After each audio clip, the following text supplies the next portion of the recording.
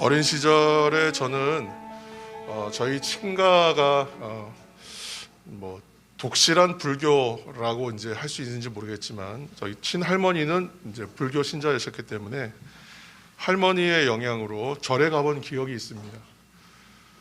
산속에 한참 산을 그냥 계속 올라가요. 올라가다 보면 이제 절이 있어요.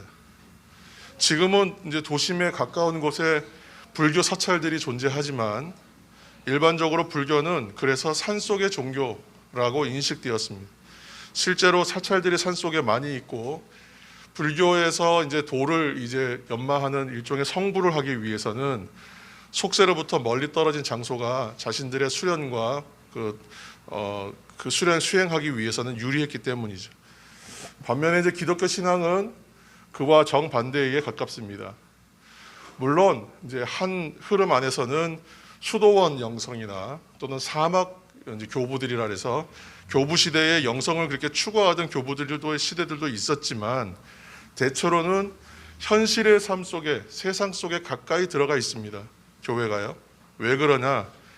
현실의 삶 속에서 발견되는 하나님의 역사하심, 또 그 세상 가운데에 구원하시는 그 구원의 중점을 두고 있기 때문에 불교가 명상과 사색 중심의 정적인 종교요 산속의 종교라면 기독교는 변화와 거듭남을 통한 성장과 성숙을 중요시하는 동적인 종교요 세상 속에 들어와 있는 신앙이라고 말할 수 있겠습니다. 근데 오늘 이제 히브리서 본문은 고통과 박해 가운데 있었던 당시의 그리스도인들에게 주어진 교훈의 말씀이죠. 영적 교훈의 말씀입니다. 그러나 그 시대에만 해당하지 아니하고 오늘날 성도들에게도 동일하게 신앙생활함에 있어서의 태도가 어떠해야 하는지를 우리에게 강조하고 있습니다. 오늘 말씀은 한마디로 얘기하면 한 줄로 요약이 가능하겠죠. 우리를 뒤로 물러서게 하는 여건들이 있을 텐데 신앙은 결코 뒤로 물러섬이 없어야 한다. 이렇게 강조하고 있습니다. 우리가 그러면 우리의 신앙을 뒤로 물러서게 하는 많은 요인들이 있다는 거예요. 실제로. 그래서 그 여건들과 요인들이 있을 텐데 그런 것으로 말미암아 뒤로 물러서면 안 된다. 그러면 뒤로 물러서면 안 되는 이유가 무엇일까? 성경에서 어떻게 말씀하고 있는지 그 가운데서 교훈을 얻고자 합니다. 첫 번째로 뒤로 물러서면 안 되는 이유는 첫째로는 상을 얻지 못하기 때문에 그렇습니다. 히브리서 10장 35절 말씀을 우리가 한 목소리를 함께 읽겠습니다. 그러므로 너희 담대함을 버리지 말라. 이것이 큰 상을 얻게 하느니라. 아멘. 오늘날 이제 보면 바깥에서 우리가 기독교 신앙인이라는 것 또는 교회 다니는 사람이라는 것 신자라는 것을 굳이 밝히지 않는 경향이 많아진 것 같아요. 저도 나가서 제가 굳이 목사라고 밝힐 일이 별로 없는 것도 사실이지만 좀 밝히지 않게 되는 경향이 많습니다. 왜 그럴까요?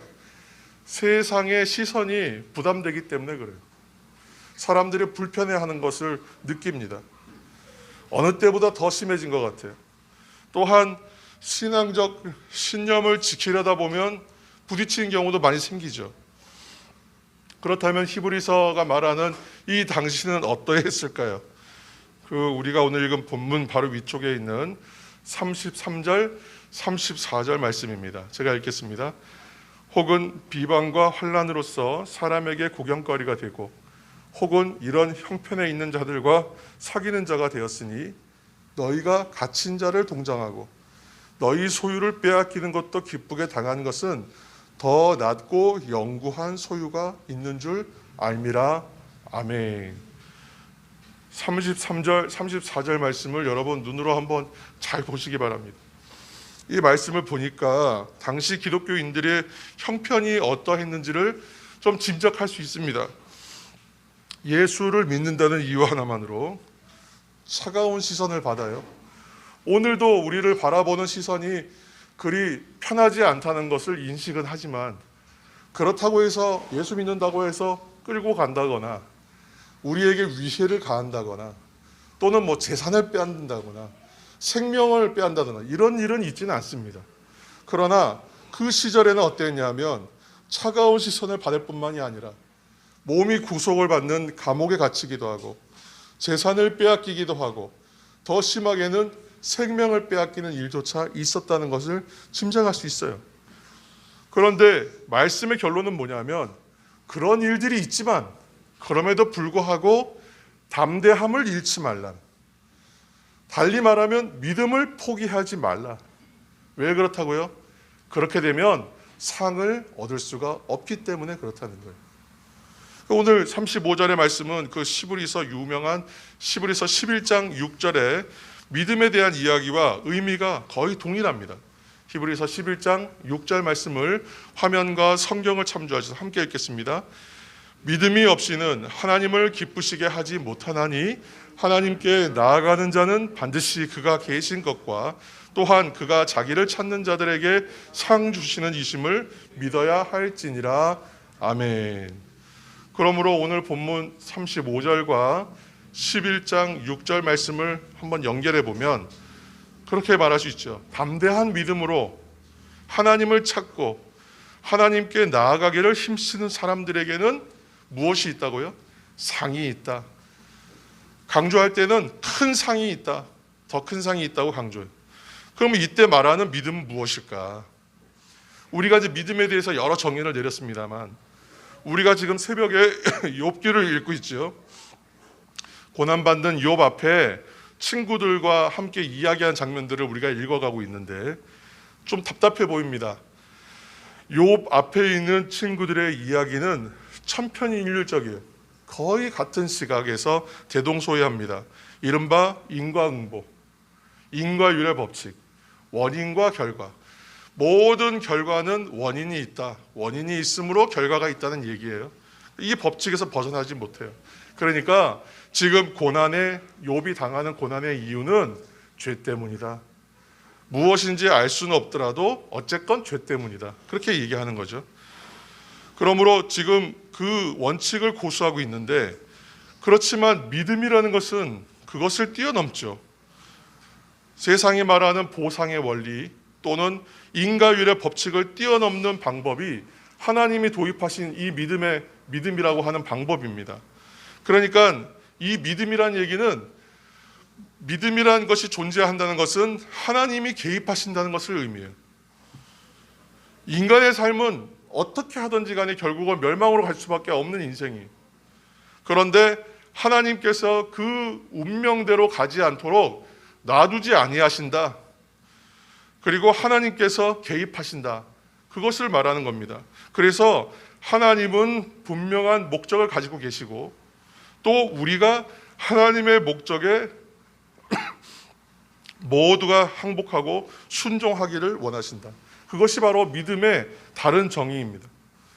성도 여러분, 우리가 예수님을 믿는다는 것은 다른 어떤 방법으로도 우리가 믿을 수 없었던 것인데 그것을 믿게 만드는 거예요.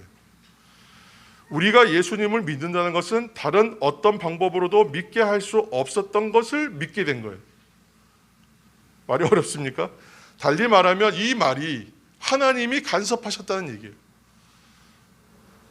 하나님이 간섭하지 아니하셨으면 눈에 보이지 않는 이것을 우리가 믿을 수가 없어요. 손에 잡히지 않는 것을 믿을 수가 없어요. 근데 어느 순간부터 우리가 믿었거든요. 그래서 이것은 하나님께서 세상에 어떤 방법으로도 믿을 수 없던 것을 믿게 하신 거예요. 이것이 바로 하나님의 간섭이라는 겁니다. 그래서 사람의 운명이라는 것이 결국은 멸망으로 갈 수밖에 없는 존재였는데 이것을 하나님이 개입하셔서 믿음이라는 것을 우리에게 방법을 만들어 주신 거예요. 이 믿음이란 방법을 통해서 세상의 어떠한 법칙과 조건들을 뛰어넘는 하나님의 방법을 열어놓으신 것이 바로 믿음이라는 거예요.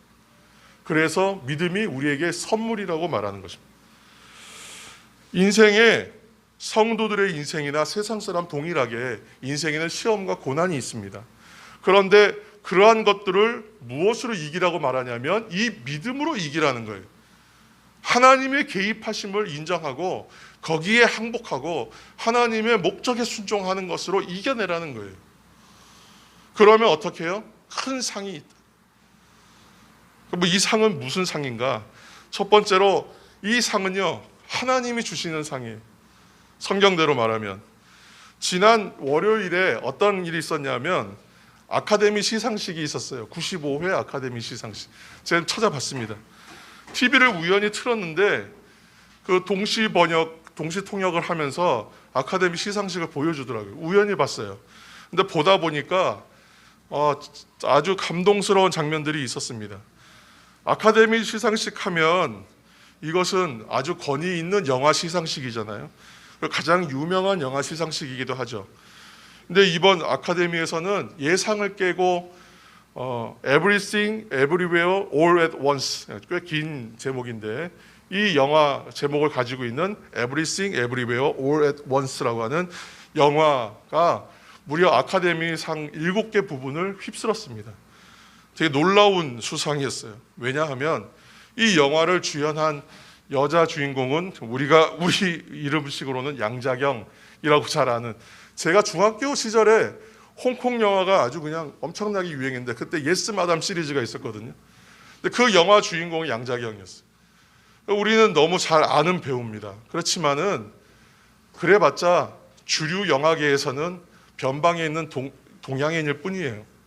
그런데 이 양자경 배우가 60살도 넘었습니다만 그 양자경 배우가 아시아인으로서는 최초로 여우주연상을 받았어요.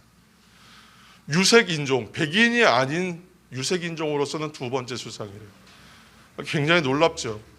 그리고 사람들은 그 여배우에게 전성기가 지났다고 얘기했었고 또 동양인이고 그래서 인정받지 못하는 그러한 배우였다면 이 배우가 자신의 전성기가 지났음에도 불구하고 이 영화를 통하여 그 놀랍게도 여우주연상을 받았다는.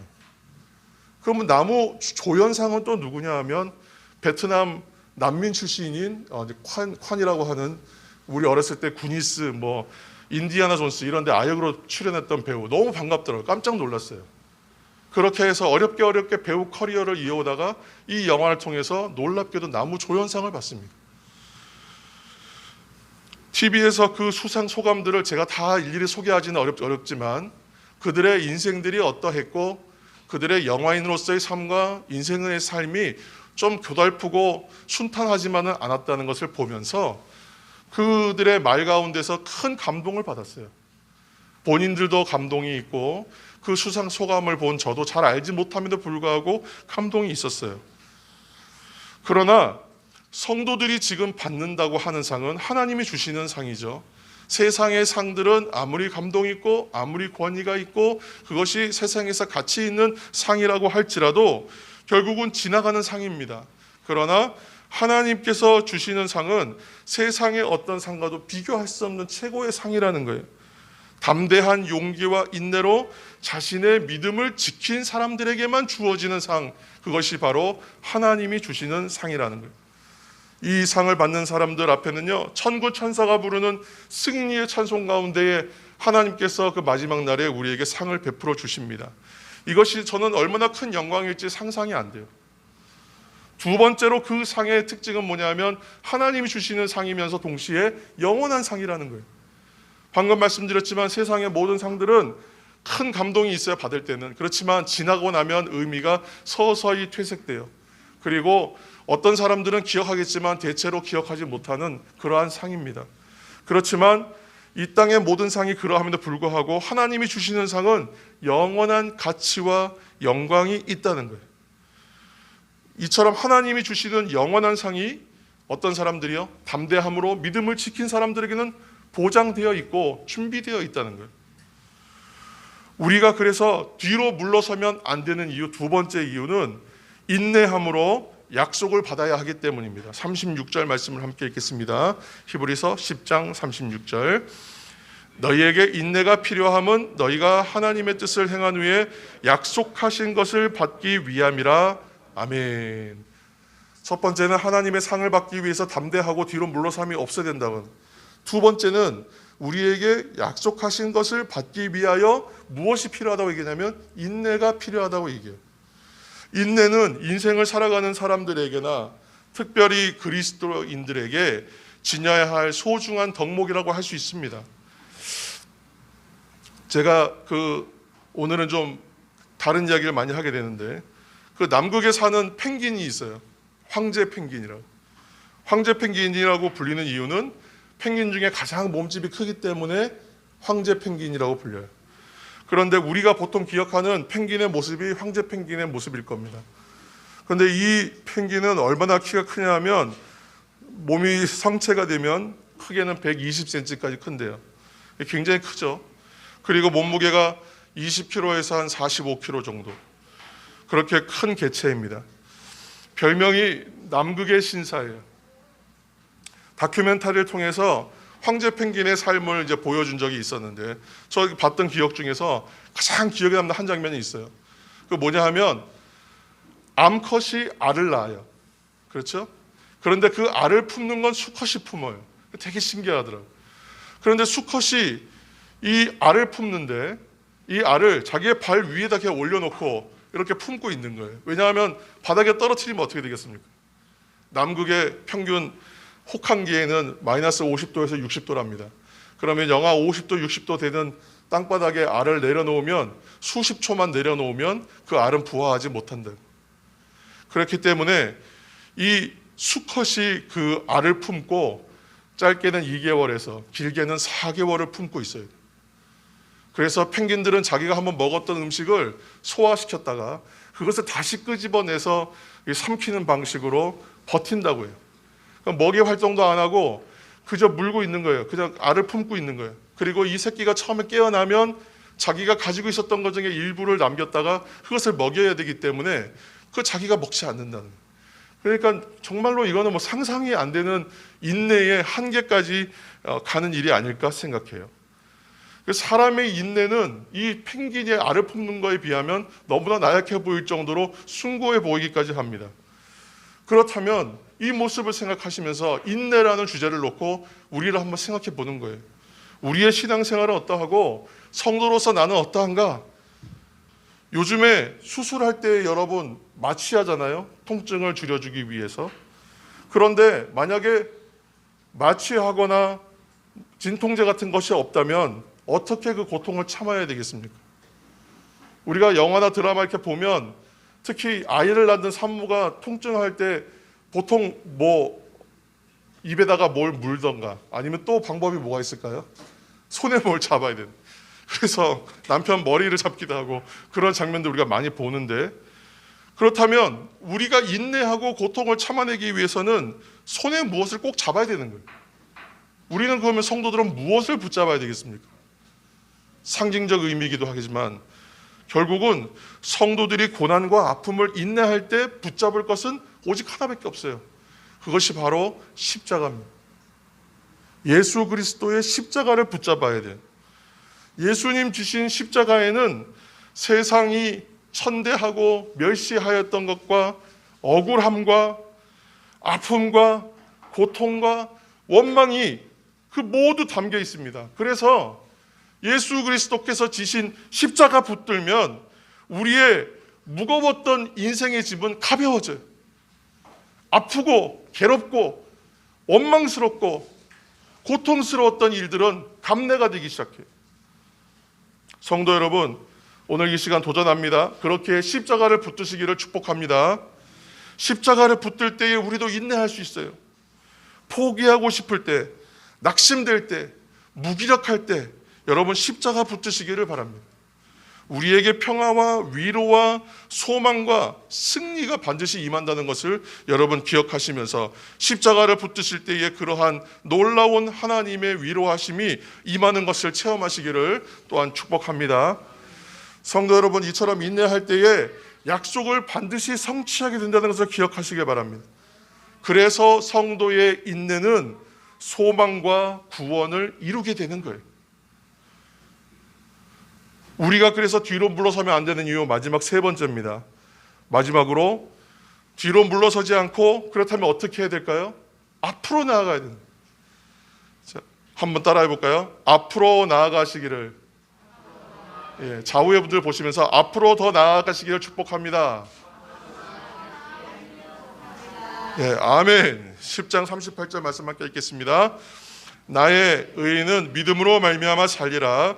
또한 뒤로 물러가면 내 마음이 그를 기뻐하지 아니하리라 하셨느니라. 아멘. 가장 느린 생물, 세상에서 가장 느린 생물, 이렇게 구글에서 검색하면 보통 1등으로 나오는 게 달팽이입니다.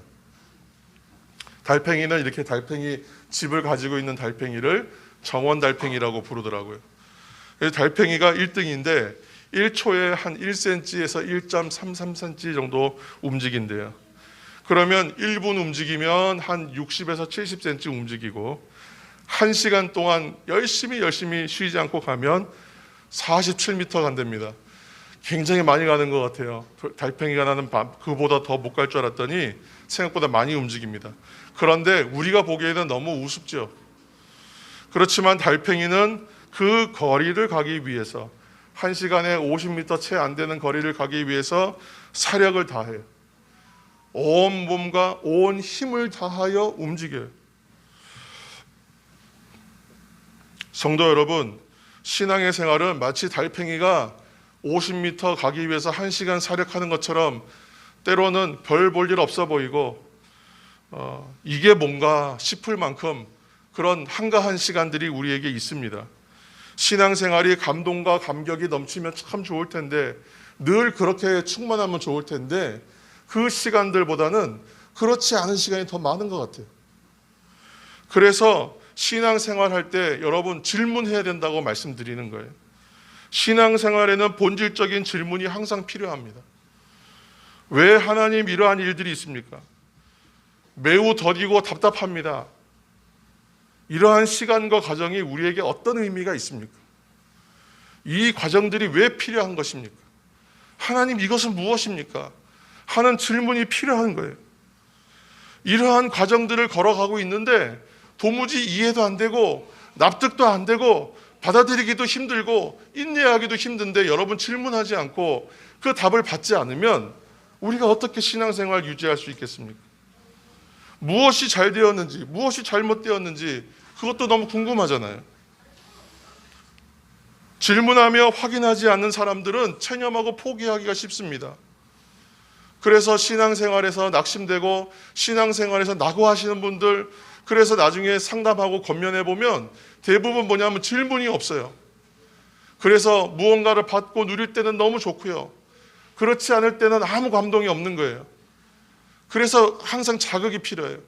마치 어린아이들이 영상을 보고 나서 뇌에 어떤 팝콘 자극이라고 하는데 전두엽에 어떤 자극이 있는 것처럼 신앙생활에 자극적인 것을 쫓아다녀요. 그래서 부흥회 가야 되고 기도회 가야 되고 집회를 해야 돼요. 그렇지 않으면 감동이 없는 거예요. 그렇게 해서는 신앙생활이 크게 성장하지 어렵습니다. 그래서 우리에겐 질문이 필요해요. 세상 사람 누구든지 이것이 잘 되었는지 잘 안 되었는지를 궁금해합니다. 그러나 무엇이 잘 되었는지 잘못되었는지를 뛰어넘어서 하나님께서는 잘 안 된 것, 잘못된 것까지도 사용하신다는 것을 우리가 알아야 돼요. 그때에서야 우리는 인내할 수 있어요.